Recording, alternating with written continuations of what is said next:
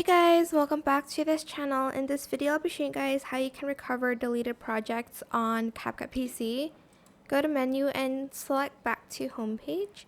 For instance, you have deleted this project. So I'm just going to delete real quick and I'm going to press OK. So you'll have about 30 days to recover it. More than that, it will be gone forever. So make sure, well, I hope you're watching this video in those 30 days.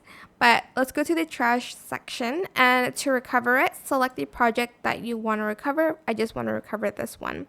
So I will select it and I will select the restore button. To delete everything, just like that and press delete, but to recover, press this. I hope it was helpful for you guys. Don't forget to like, comment, share, and also subscribe to this channel if you haven't done that already.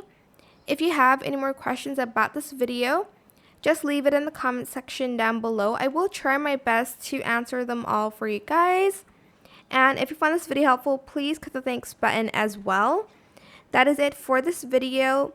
Thank you so much for watching. Bye.